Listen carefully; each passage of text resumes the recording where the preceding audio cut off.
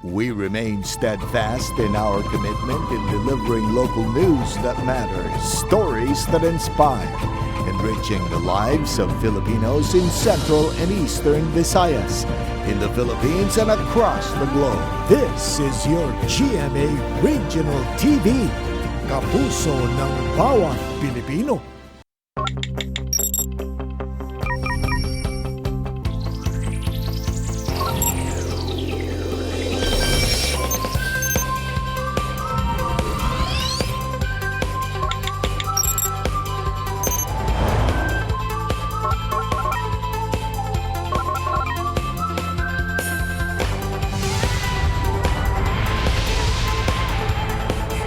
Kini ang GMA Regional TV Live. It's a blissful morning kanatong tanan mga kapuso nga naka-tune in sa inyong paboritong morning show program ang GMA Regional TV Live. Ngayon yung makita Lunes hangtod Biyernes gikan sa alas 8 sa buntag. Ako gihapon ang inyong makauban ning kabuntagon, yours truly Cecil Kibod Castro. To jumpstart our morning mga kapuso, hinabiun ta karong taod-taod ang usa sa mga bida sa Oh My Love, ang YouTube star and comedian Jelay Andres. Ug sayran ta ang status sa iyang kasing-kasing. Ug ning pagsaulog sa Fire Prevention Month karong buwan sa Marso, atong maila-ila karong taod-taod ang usa ka rescuer nga duha ka dekada nang nagserbisyo ug nakigkumbate sa bisan unsang katalagman ug karon nagtudlo na usab sa mga gustong mamahimong rescuers. Ug ato usab ilailahon ining usa ka vlogger nga maghatag kanato og kalingawan ning panahon sa pandemya ug sayran ta ang iyang istorya sa kinabuhi. Ug sa ato ang nasayod ka ba segment karong adlaw.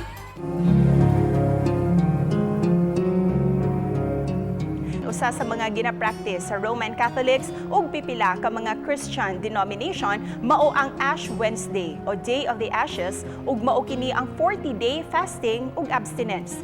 Nagtuo ang mga researchers nga nagsugod kini ni atong 6th century ubos sa papacy ni Gregory the Great. Ang pagbadlis ug abo sa agtang nagpahinumdum kanato nga kita gikan sa abo ug sa abo kita mobalik. Hangtod karon mao na kini ang naandan sa pagtimaan sa ato ang pagpaubos ug pagsubo sa kamatayon ni Hesukristo.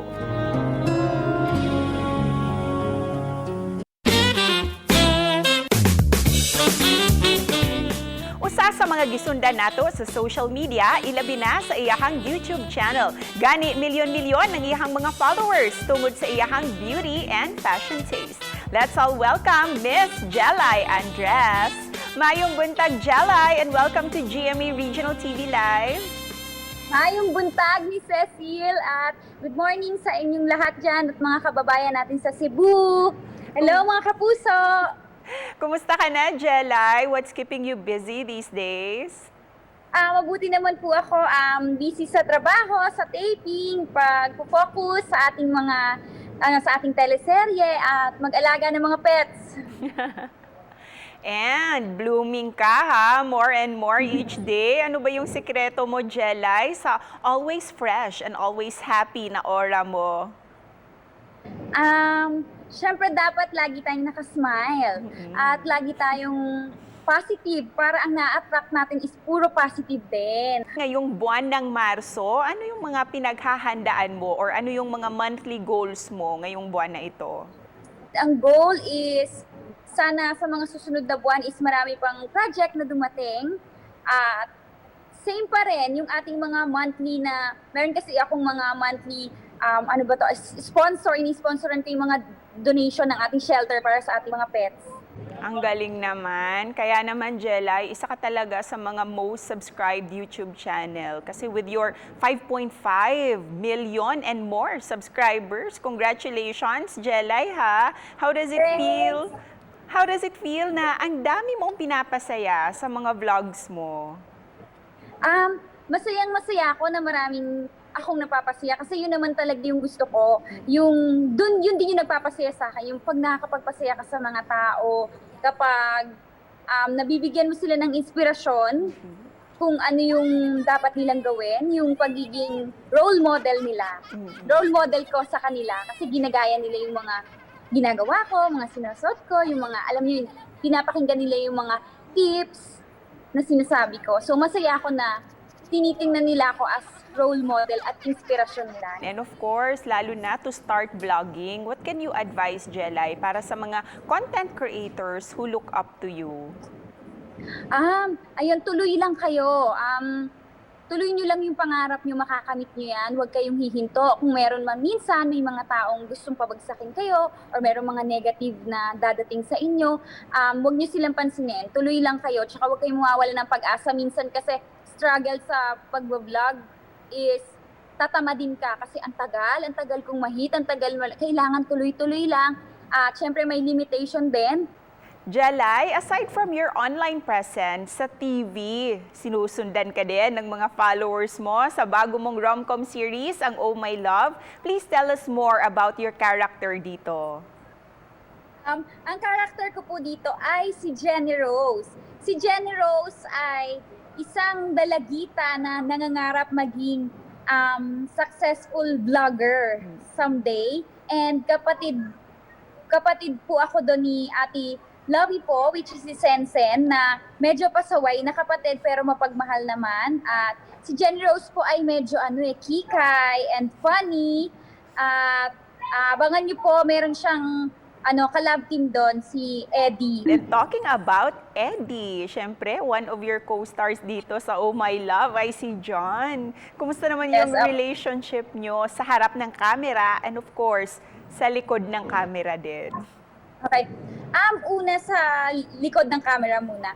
Masaya ako kasi nagiging better day by day sa mga dumadaan. Kasi dumating kami sa point dati na nawala. Hindi ko na siya, isang taon na hindi kami nag-uusap, walang communication kasi binlock ko na siya sa lahat. So, happy naman ako kasi nung pumasok yung 2019, nag-usap na kami ulit, kinakausap ko na siya ulit. Tapos hanggang sa naging friends kami, happy siya kasi may chance siya ulit kasi na niya ako sa locking taping nakasama niya ako. Sa camera naman, kapag medyo nasusubok ang aking pagka na-challenge ako doon, nasubok ang aking pagiging professionalism kasi minsan medyo hindi mo mapipigilan na naaasar ako kay John. Pag naasar ako sa kanya, parang pag nandun kami sa camera, hindi pwede kasi mag-work kami, parang ganon. So, kailangan, nasusubok yung aking professionalism. Kahit naiinis ako sa kayo, kailangan sit tayo, ganon. Sa mga susunod na linggo, ano-ano pa yung mga aabangan namin dito sa Oh My Love?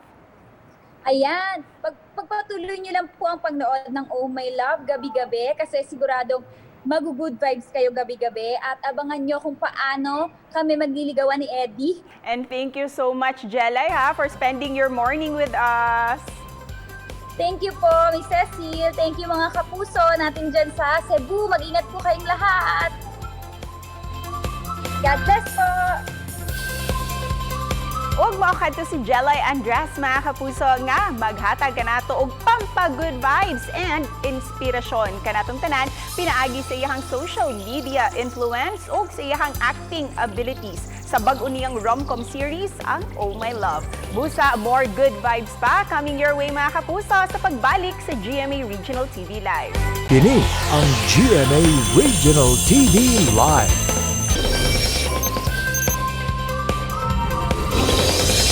With us this morning, mga kapuso, ang emergency responder, search and rescue operator and trainer, Mr. Dennis Shu Cortez. Mayong buntag, Sir Dennis, and welcome to GMA Regional TV Live. Good morning, Miss Cecil, and sa tanan po nga nagtanaw ani nga imong program morning show, no? Mayong adlaw kanimo, sir. Kumusta na, sir? Okay kaayo. So far, gikan po actually og training with one local responders na to up north sa Cebu. Pwede ba nimo ikadalit ka namo? Kanusa ka nagsugod ni ining pagsalmot sa mga rescue teams o pagtudlo usab sa mga rescue teams? I started being a search and rescue volunteer locally in 1997, 1998. So na-register among group around that time. And then since then, ni Kwan siya, hinahinay siya og dagan, pero you don't see us normally on kanang fire scenes nga makita na to sa adlaw-adlaw. Kay ang amuhang grupo is known basically mo respond mi og mga technical when you say kanang lisod-lisod ba, na mga distress sa langub, distress sa remote areas like let's say falls or kanang mga kuan gyud lisod-lisod ba. Usay nakapaaghat kanimo Sir Dennis nga moapil ka sa mga nagkadiyang rescue trainings ug gani ikaw na jud mismo ang trainer. Actually, Miss Cecil, I had my dilemma, no, being a volunteer in 1998, 1999. Almost sad ko namatay. After atong panghitabo, ako may medyo napiit ngadto niya. I stayed about 3 nights and 4 days hospital. Luckily, wala kay fracture. Paghitabo adto ni unang gid ko volunteer. Kaya I realized na there's nothing left for me ba, wala future para sa ako. So later on, i-quit ko. So when I came back with the group, I had a pioneer member po niya, nahimong bombero. He was fresh from the training center. So we made another batch of trainees, nag-recruit me. So he asked me kung pwede ba ko mo timbang sa iya sa training. So I sarcastically said, okay, ano ko sa kumahimo. So I thought that was the sign. So when I went back, moto, daghan kay nahimo kaya akong yearly program among training and so on and so forth. So I felt the need na I really need to go back to share more ba. Kabahin na jud ang risgo sa imuhang gisudlan nga trabaho, sir. What keeps you motivated, sir, nga magpadayon gihapon despite the risk ug hulga sa kinabuhi? Ang calling, ma'am, kay sa ako ang side good, I had my experience po being a mentor ba. I've been mentoring a lot of people sa community. Ang nahitabo sa ako in 2010-11, I lost my dad. Yeah, I also lost my uncle. Medyo nasunod na sila mga years pa.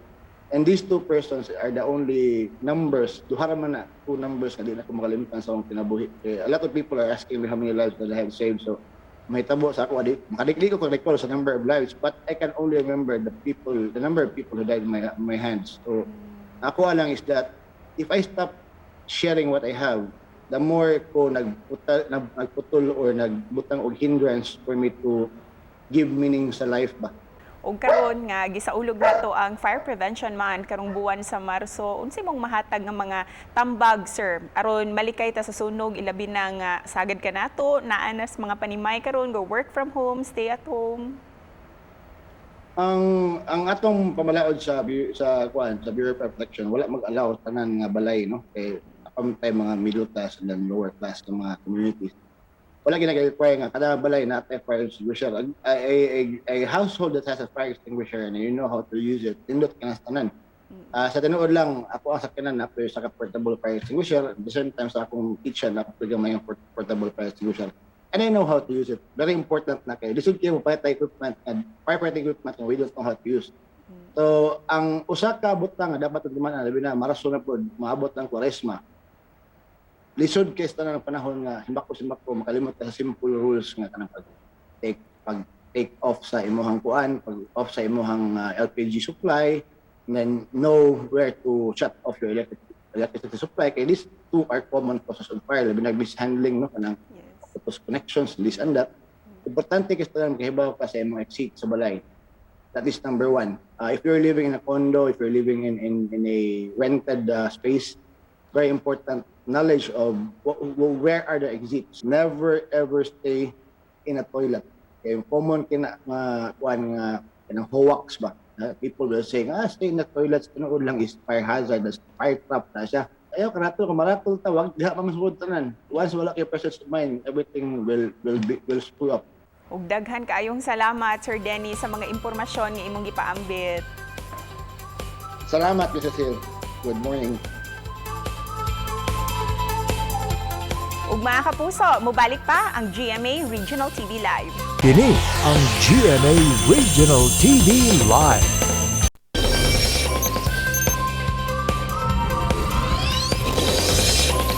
Dugang good vibes ang amo ang dalit alang kaninyo mga kapuso kay makauban ta karon ang social media star nga si Boy Bulkit. Ma'am Cecil Castro. Maayong buntag, Hello. Boy Bulkit. Kumusta na ka? Okay ra, ma'am. Okay ra kayo ko. Agwanta ra gyapon sa kong naong, di ka kahalin. Nagagwanta sa imuhang naong. Ay, nako, ikaw jud Boy Bulkit. O sa may mga gikabisihan nimo karong panahon na, Boy Bulkit? Wala man kahit kabisihan no kanang kung suguhon ko nga na usay mabisi ko kung dagan yang sugo. Pero kung wala kay maghimo ra kog salida kanang inspired ni Mr. Bean ug ni Charlie Chaplin mga inaana. Boy Bulkit, gusto pa ka namo maila-ila. Can you share kung unsa jud si Boy Bulkit sa kamera ug sa likod sa kamera? Sa kamera ug sa likod sa kamera man kay maura yung hitsura. Pati pa. Unsay sa kamera Boy Bulkit. Pero sa likod sa kamera Daddy Chumi. So, sa likod sa kamera director ta, pag-atubangan sa camera, artista punta. Oo. Mamaya akong pangita. And you have succeeded sa imuhang goal, Boy Bulkit, no? Kay karon pa lang, awa na naka imuhang kaugalingong vlog and millions of subscribers and followers. How do you feel nga daghan kaayo kag taga-suporta? Makakuha siya, makalipay, maka-overwhelm yun siya. Pero sa ma'am, makabalata ma'am kay kanang. Kung inani di ay ma'am, kung daghan nag-follow sa imo ma'am kay. Di na ko basta-basta makasulod og lodging house ma'am. Kay daghan na nakaila. Maulaw na ko sulod sa una, sulod gawas raman unta ko, maulaw na ko karon. Pero giusa nimo pag kuha og mga konsepto nga lain-lain para malingaw pud ang imuhang mga followers. Ang dapat ang concept is unique. Dapat ang concept nako is mufit sa kung unsa akong audience kana sa akong page o sa akong channel o ganang dagan ang makarelate. And of course, dapat na i-listen learn nila makuha dito kay the more nga enticing sa pananaw nila, the more nga enticing sa pagdungog, the more na sila mobalik sa tuang kuan sa tong channel sa tong page. Asa pug ka mukuha og inspiration ani para unique jud ang imuhang ipakita nga mga videos? Kung usually sa normal lang life nato ma'am, example natay mga challenges along the way or challenges nato before nga wala nato ma-express kay tungod kay wala tay camera sa una, kung mapa-picture manggaling ta straight lang kay para mutigo ang lima, mutigo ang napulo. So kanay na simple kayo nga mga naitabo sa kinabuhi nga kung ato siyang i-video di siya, kung ato di siyang i-turn into filmmaking, daghan ang makarelate og daghan ang makasatawa sa senaryo. Artista naman jud ka, Boy Bulkit. Mo nang gusto mi mangutana nganong daghan kayo kag mga screen names, lain-lain pa jud na mga screen names sa social media. Parang dili masapon ma. Dili. Ani na. Ano ito na sa ma'am? My name is Chumi, so di ako nag-start.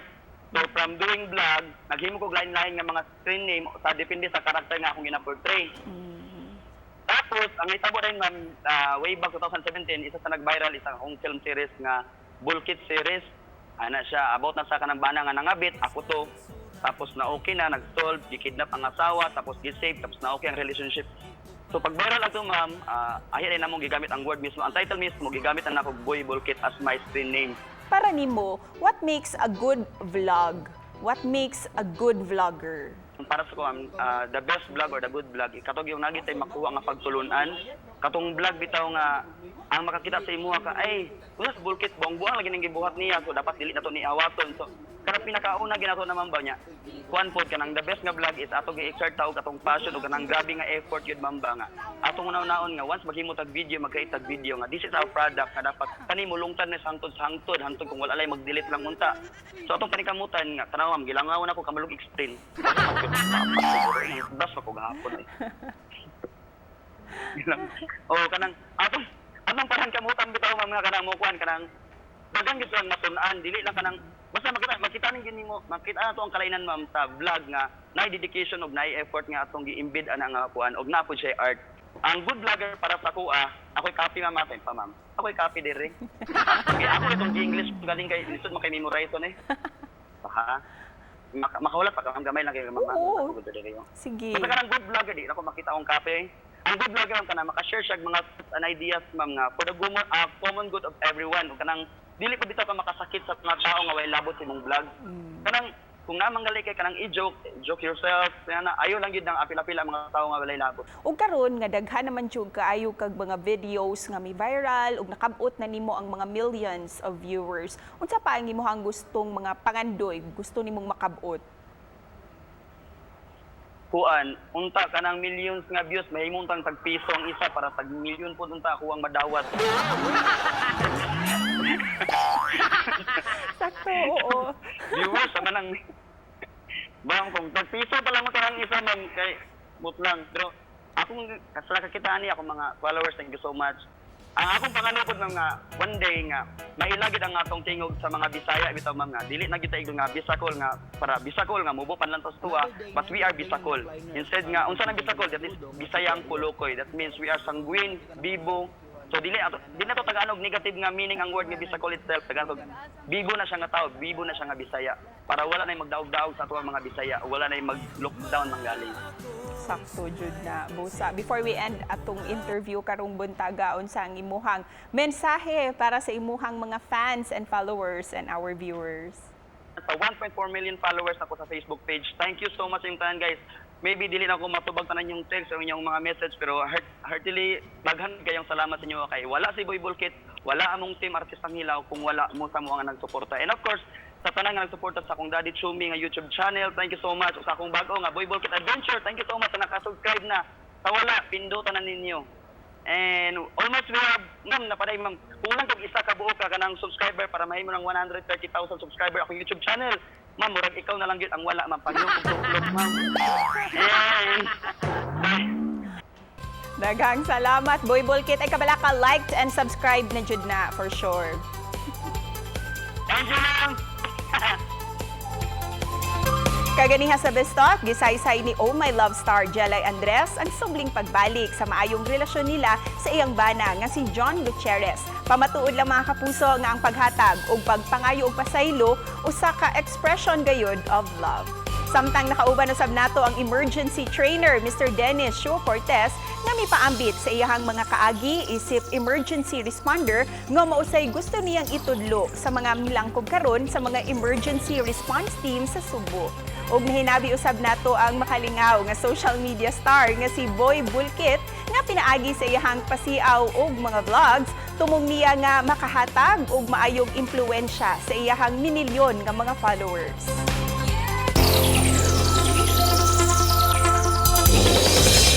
Mga kapuso, ang social media nahimo na gayong kabahin sa ato ang inadlaw-adlaw nga panikay-sikay.